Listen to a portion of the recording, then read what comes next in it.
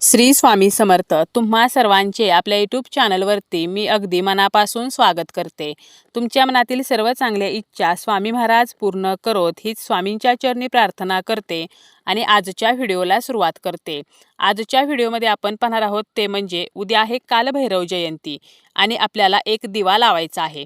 कालभैरव जे आहेत तर ते शिवांचे 5वा अवतार आहेत. त्याचप्रमाणे कालभैरव जे आहेत तर ते खऱ्या आणि प्रामाणिक व्यक्तींच्या सर्व मनोकामना पूर्ण करत असतात. जो कोणी व्यक्ती पूर्ण श्रद्धेने निष्ठेने कालभैरवांची पूजा करतो, काही उपाय करतो, तर त्याच्या इच्छा या 100% पूर्ण होत असतात. ब्रह्मदेवांना दंडित करण्यासाठी भगवान शिवांनी कालभैरव हे रूप धारण केले होते.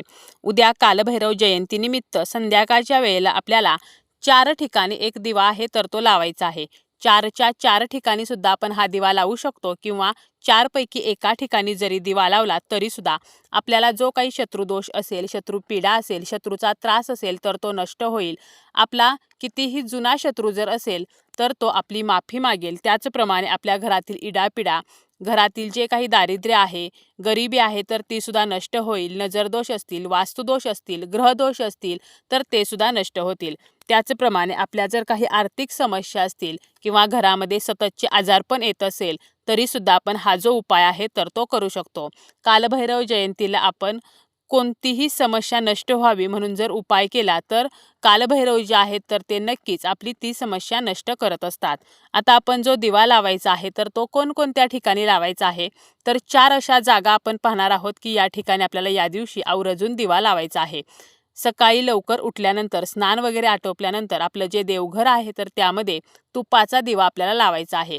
परंतु संध्याकाळी मात्र आपल्याला खास असा एक दिवा लावायचा आहे. संध्याकाळच्या वेळेला काय करायचं आहे, कणकेचा चौमुखी दिवा आपल्याला तयार करायचा आहे आणि ही कणिक मळताना त्यामध्ये मिठाचा वापर करायचा नाही. घट्ट अशी कणिक मळून चौमुखी दिवा तयार करून त्यामध्ये 4 वाती घालायच्या आहेत आणि यामध्ये आपल्याला मोहरीचेच तेल घालायचे आहे.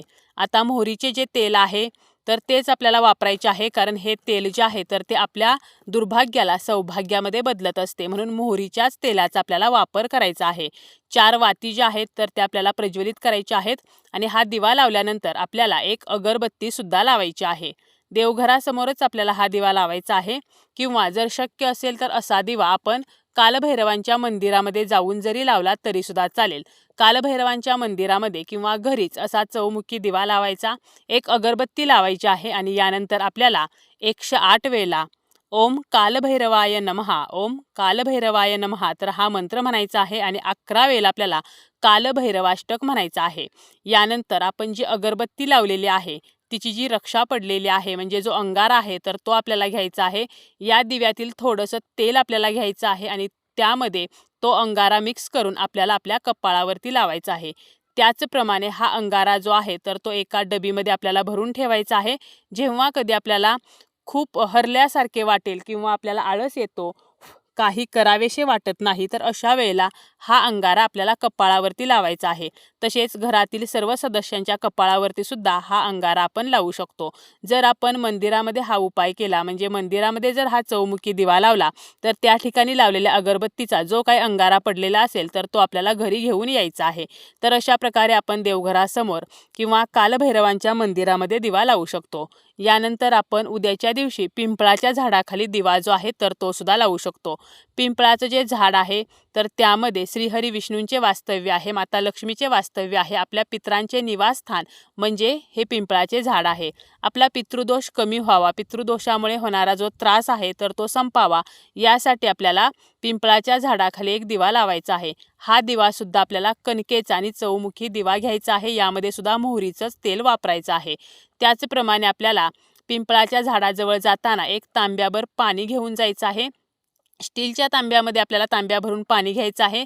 यामध्ये आपल्याला थोडीशी साखर घालायची आहे. यासोबत आपल्याला थोडेसे काळे तीळ जे आहेत तर ते सुद्धा घ्यायचे आहेत आणि तिथे गेल्यानंतर सर्वप्रथम आपल्याला तो दिवा जो आहे तर तो प्रज्वलित करायचा आहे. यानंतर आपण जे पाणी आणलेलं आहे तर ते पिंपळाच्या झाडाला अर्पण करायचं आहे. यानंतर पिंपळाच्या झाडाला हळदी कुंकू लावायचं आहे आणि काळे तीळ जे आहेत तर ते आवर्जून अर्पण करायचे आहेत. तसेच आपल्या घरातील ज्या व्यक्ती आहेत तर त्या जर सतत आजारी पडत असतील तर जी व्यक्ती आजारी आहे तर त्या व्यक्तीवरून 7 धान्य घ्यायची आहेत, थोडी थोडी धान्य घ्यायची आहेत. अगदी प्रत्येक धान्याचे 5 ते 7 दाणे जरी घेतले तरीसुद्धा चालतील. अशी 7 धान्ये घेऊन त्या व्यक्तीवरून ओवाळून किंवा घरातील सर्व सदस्यांवरून जरी ओवाळली तरीसुद्धा चालतील आणि ही धान्येसुद्धा सोबत घेऊन गेलो आणि पिंपळाच्या झाडाला अर्पण केली तरीसुद्धा चालतील.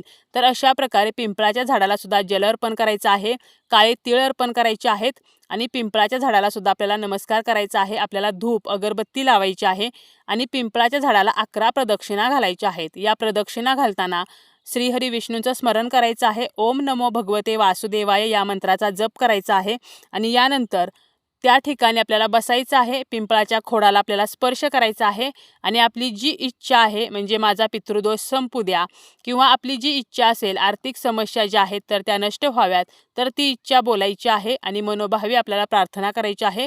त्या झाडाला आपल्याला नमस्कार करायचा आहे आणि आपल्याला घरी परत यायचं आहे. घरी परत येताना मागे वळून पाहायचं नाही. तर अशा प्रकारे पिंपळाच्या झाडाची पूजा करून पिंपळाच्या झाडाखाली सुद्धा मोहरीच्या तेलाचा दिवा आपण कालभैरव जयंतीच्या दिवशी तिन्ही सांजेला म्हणजे संध्याकाळच्या वेळेला लावायचा आहे. त्याचप्रमाणे कालभैरव जे आहेत तर ते शिवांचे एक अवतार असल्यामुळे शिवमंदिरामध्ये सुद्धा आपल्याला तुपाचा एक दिवा लावायचा आहे. त्याचप्रमाणे शिवलिंगाची आपल्याला पूजा करायची आहे आणि शिवपिंडीवरती सुद्धा बेलपत्र अर्पण करायचं आहे. त्या बेलपत्रावरती चंदनाने ओम नमः शिवाय असं लिहून हे बेलपत्र अर्पण करायचं आहे आणि काळे तीळ जे आहेत तर ते सुद्धा आपण शिवपिंडीवरती अर्पण करायचे आहेत. कालभैरव जयंतीला काळे तीळ जर आपण शिवपिंडीवरती अर्पण केले तर आपल्या ज्या काही मनोकामना आहेत तर त्या पूर्ण होत असतात.